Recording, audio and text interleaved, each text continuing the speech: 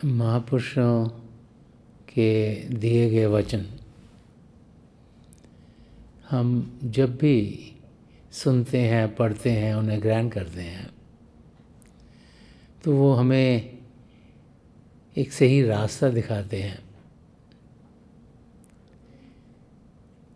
कि ज़िंदगी हमें कैसे जीनी चाहिए। संत महापुरुषों के वचन चाहे हज़ारों साल पहले कहे गए हों, लेकिन वो तब भी सच थे, आज भी सच हैं और सदा सदा के लिए सच रहेंगे। जबकि हम सब दुनिया के कोने कोने में हजूर बाबा सावन सिंह जी महाराज के प्रकाश दिवस को मनाने के लिए इकट्ठे हुए हैं, तो ये एक ऐसा समय है जिसमें कि उनकी याद, उनका बताया हुआ रास्ता, उनके प्रेम को हम अनुभव करें। हजूर बाबा सावन सिंह जी महाराज ने लाखों करोड़ों लोगों को ज़िंदगी का मकसद समझाया और उन्हें प्रभु की ओर लगाया। वो चाहते थे कि हम ज़िंदगी के ध्येय को जान पाएँ। वो चाहते थे कि हम सब ये जो सुनहरा मौका हमें मिला है इंसानी चोले में होने का, इसका पूरा पूरा फ़ायदा उठाएं, इसे गंवाएं नहीं। वो चाहते थे कि हम असलियत में अपने आप को जानें और फिर अपनी आत्मा का मिलाप परमात्मा में कराएं, ताकि 84 लाख जिया जुन से हमें सदा सदा के लिए छुटकारा मिल जाए। वो जानते थे कि इस दुनिया में तरह तरह के जीव हैं और इस दुनिया में हम सब जो इंसानी चोले में आए हैं, बहुत सी बार हम सब भड़क जाते हैं। ये माया की दुनिया है, यहाँ हर एक चीज़ हलचल में है, बदलती रहती है। दिखने में कुछ और है, असलियत में कुछ और है। और बहुत सी बार क्योंकि हम सब मन इंद्रियों के घाट पर ही जीते हैं, हम इस माया की दुनिया को असली दुनिया समझ बैठते हैं। तो संत महापुरुष हमें समझाते हैं कि इस दुनिया में जब प्रभु ने हमें भेजा है तो हमें सब पदार्थ दिए हैं जो हमें चाहिए अपने आप को सही रूप में जानने के लिए। ये जानने के लिए कि हम ये शरीर नहीं, इससे कुछ बढ़कर हैं। हम ये मन नहीं, हम ये बुद्धि नहीं, कि असलियत में हम एक आत्मा है जो कि परमात्मा का ही अंश है। कि उस आत्मा का हम अनुभव इस शरीर में होते हुए, जीवन रहते हुए कर सकते हैं। तो अपनी आत्मा का अनुभव करना और फिर आत्मा का मिलाप परमात्मा से कराना, यही ज़िंदगी का ध्येय है। तो उसका रास्ता महापुरुषों ने सिंपल से, सरल से लफ्ज़ों में समझाया है। गुरु अर्जन देव जी महाराज फरमा रहे हैं कि दर्शन को बल जाऊं, गुरु जी के दर्शन को बल जाऊं। वो समझा रहे हैं कि अगर ज़िंदगी के मकसद तक पहुंचना है तो सबसे पहले करना क्या, कि हम अपने सद्गुरु के दर्शनों पर बलिहारी जाएं। अब दर्शनों को इतना महत्व क्यों दिया गया है? संत कृपाल सिंह जी महाराज फरमाते थे कि जो रूहानियत का रास्ता है, जो अपने आप को जानने का रास्ता है, तो परमात्मा को पाने का रास्ता है, जो अध्यात्म का रास्ता है, इसका जो 2/3 हिस्सा है, 2/3, वो हमारे सद्गुरु की आँखों से हम तक पहुँचता है। जो इसका 1/3 हिस्सा है, 1/3, वही हमारे कुछ पढ़ने से, कुछ सुनने से हमें मिलता है। बार बार बार हमें समझाया जाता है कि हम अपने सद्गुरु के दर्शन करें, और मौका लगे तो दिन में एक बार नहीं 1000 बार करें। यही कबीर साहब ने फरमाया।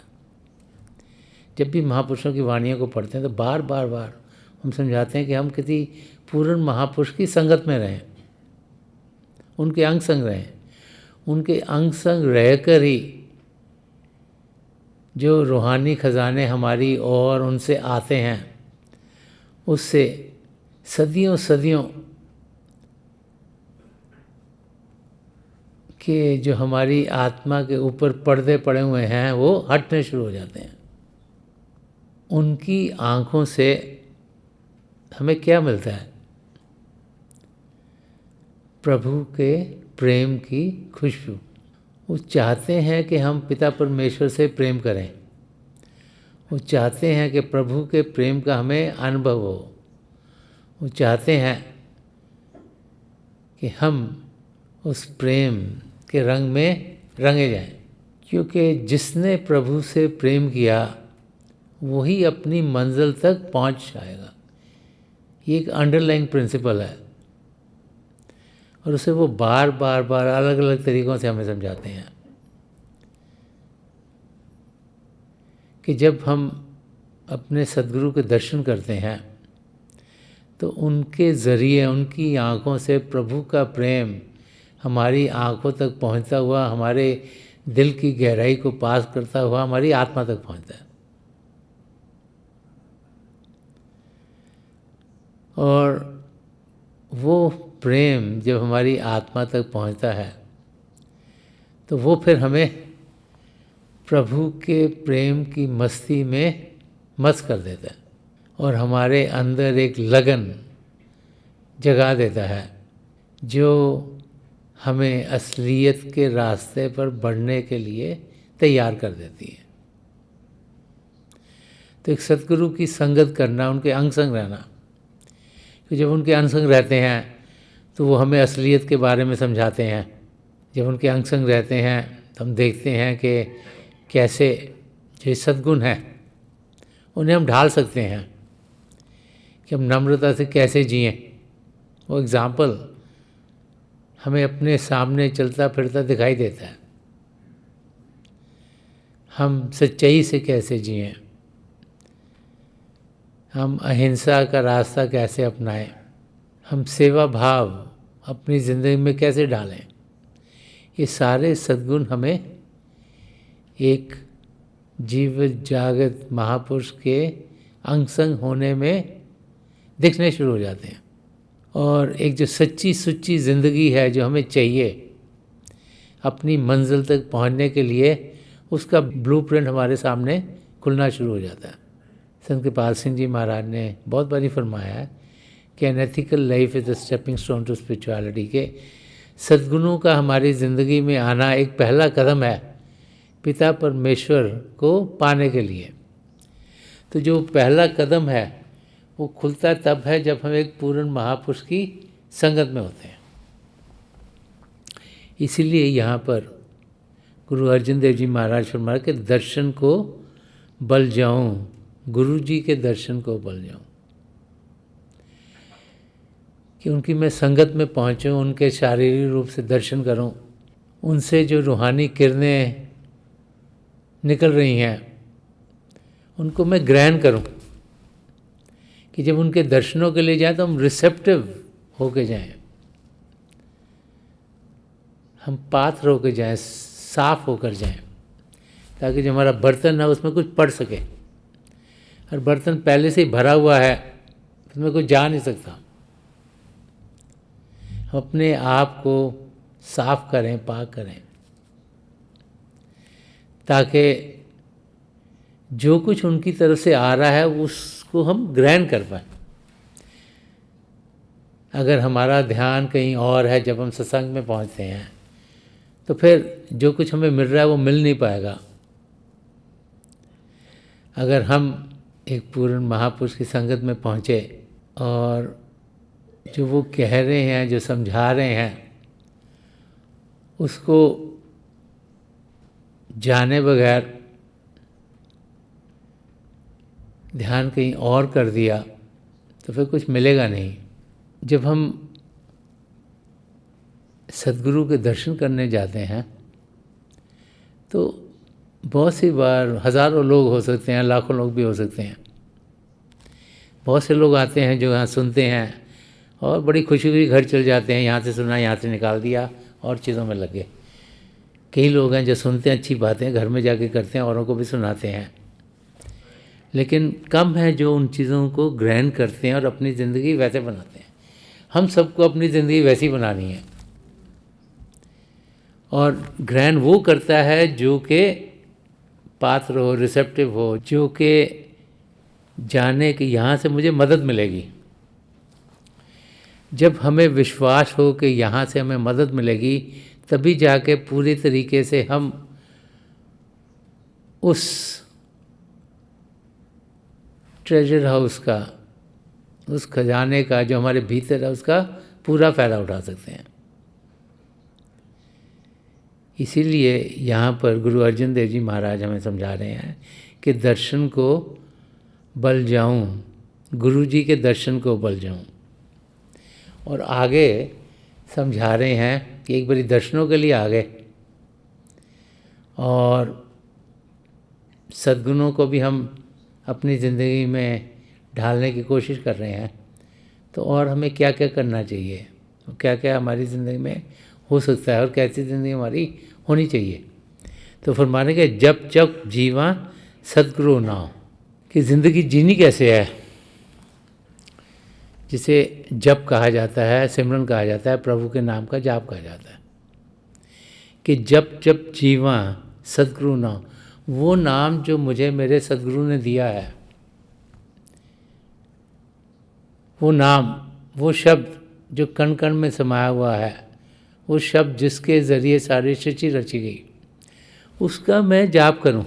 जब हमें नाम की देन मिलती है तो हमें समझाया जाता है कि मन को शांत करने के लिए हमें सिमरन करना है, प्रभु के नाम का जाप करना है, और हमें कुछ लफ्ज़ दिए जाते हैं जो हमारे सद्गुरु की अटेंशन से चार्ज हों, उनकी कमाई का कुछ हिस्सा हमें मिलता है। वो अपना ध्यान उन शब्दों में डालते हैं, तभी वो शब्द हमारे लिए काम करते हैं। वो किसी भी शब्द में नाम डाल सकते हैं, जो भी शब्द हमें देंगे अपनी तवज्जो देके वो हमारे लिए काम करेगा। लेकिन वो नाम अगर कोई और इस्तेमाल करेगा, अगर उनके पीछे तवज्जो होगी नहीं तो वो काम नहीं करते।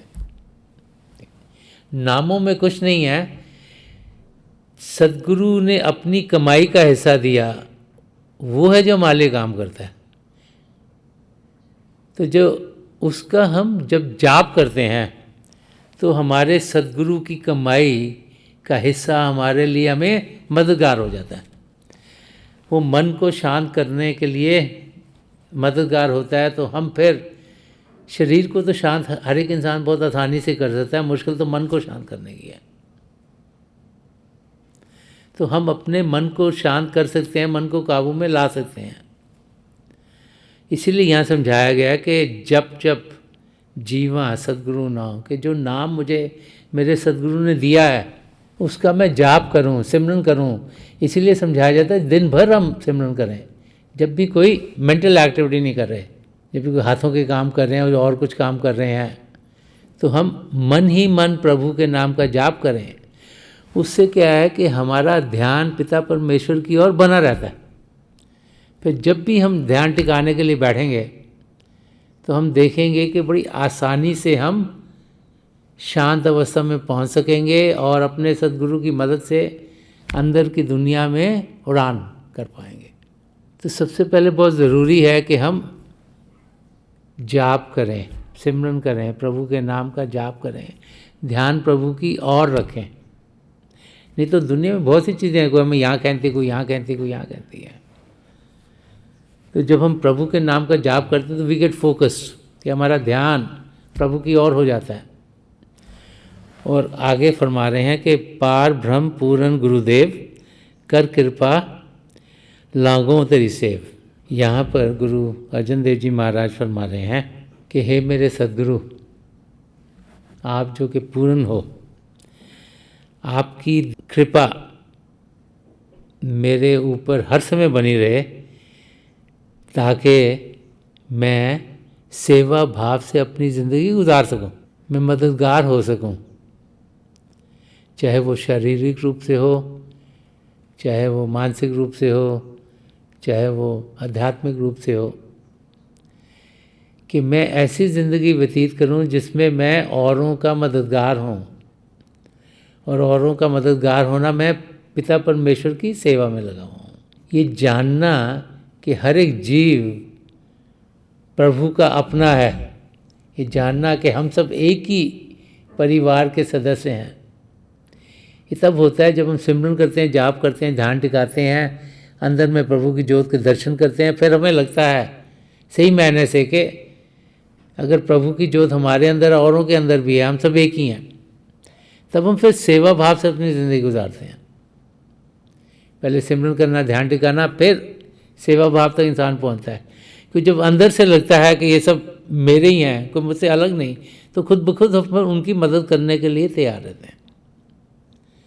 तो यहीं समझाया जा रहा है कि ज़िंदगी कैसे इंसान जिए जिसमें कि औरों की मदद करें। ये नहीं कि ऐसी ज़िंदगी जिसमें कहें ये भी मैं ले लूँ, वो भी मैं ले लूँ, ये भी मेरा है, वो भी मेरा है। लेकिन ये जानें कि हम सब एक ही हैं, और ज़िंदगी वैसी जिएं जिसमें औरों के दुख दर्दों को हम दूर कर पाएँ। और आगे फरमा रहे हैं कि चरण कमल हृदय उर्धारी, मन तन धन गुर प्राण आधारी। तो गुरु अर्जन देव जी महाराज हमें समझा रहे हैं कि आपके चरण कमल मेरे दिल में जाकर बस गए हैं। इसका मतलब क्या हुआ कि हे पिता परमेश्वर, जो सद्गुरु की ज़रिए मुझे आपके प्रेम की खुशबू मिली है, वो मेरे अंदर जाकर बस गई है। मैं आपके प्रेम के रंग में रंगा गया हूँ। और फरमा रहे हैं कि मन तन धन गुर प्राण आधार, कि मुझे ये समझ में आ गई है कि आपकी दया है कि मुझे ये मानव चोला मिला, नहीं तो मेरी आत्मा 84 लाख जिया जून में भड़क सकती थी। और मुझे ये भी समझ में आ गया कि आपकी कृपा हुई तो मैं किसी पूर्ण महापुरुष के चरण कमलों में पहुंचा। और ये भी समझ में आ गया कि उस महापुरुष की दया मेरे मुझ पर, उनकी कृपा हुई, मुझे नाम की देन मिली, ताकि मैं जो आपका शब्द है जो कण कण में समाया उसके साथ जुड़ पाया, और उसके साथ जुड़ के मैं अपनी तरक्की आपकी नज़दीकी की ओर कर रहा हूँ। तो यहाँ पे समझा रहे हैं कि मन तन धन गुर प्राण आधारी, कि मुझे समझ में आ गया कि जो मेरी ये स्टेट है, ये जो मैं सांस ले रहा हूँ, जो मैं जीवित हूँ शरीर में, वो सब आपकी कृपा करके हो रहा है। कि जो कुछ भी मेरे को पास है, मेरा मन, मेरा तन, मेरा धन, ये हे प्रभु, ये आपका है सब कुछ। और अगर आपने कुछ दिया है तो मैं औरों का मददगार हूँ, ताकि इससे औरों को भी फ़ायदा पहुँच सके। तो इस किस्म की ज़िंदगी हमें जीनी चाहिए, यही यहाँ पर हमें गुरु अर्जन देव जी महाराज समझा रहे हैं। और आगे फरमा रहे हैं कि सफल जन्म होवे परवान, गुरु पार ब्रह्म निकट कर जान। फरमा रहे हैं कि जब हम प्रभु को नज़दीकी से देखते हैं, वो कब देखते हैं? जब आप पिंड आन ब्रह्मांड और पार ब्रह्म को पार करके सचखंड में पहुँचते हैं। तो जो हमारे ऊपर ये शरीर चढ़े हुए आत्मा के, वो सब हट गए होते हैं, हम अपनी निरोल अवस्था में होते हैं। तब जाकर हमें यकीन होता है कि हम आत्मा हैं, क्योंकि सारी कवरिंग्स हट गई। तो फरमा रहे हैं कि उस समय जाकर ज़िंदगी ये सफल होगी कि सफल जन्म होवे परवान, के मुझे ये सफल जीवन तब मिला है जबकि गुरु पार ब्रह्म निकट कर जान, जबकि मैंने गुरु की दया मेरे से पिंड अण्ड ब्रह्मांड और पार ब्रह्म को पार कर कर हे प्रभु आपको सही रूप में देखा है। कि जितने भी मेरे ऊपर मन माया के पर्दे थे वो सब हट गए, और आपकी असलियत को मैं अनुभव कर पाया। हम सब हजूर बाबा सावन सिंह जी महाराज के इस प्रकाश पर्व में इकट्ठे हुए हैं कि ऐसा समय है जबकि हम याद करें कि कितनी देनें उन्होंने हम सबको दी। वो चाहते थे हम सब अपने आप को जान पाएँ, वो चाहते थे हम इसी ज़िंदगी में प्रभु से एक में हों। और अगर उन्हें याद करना है तो उनके बताए हुए रास्ते पर हमें चलना होगा।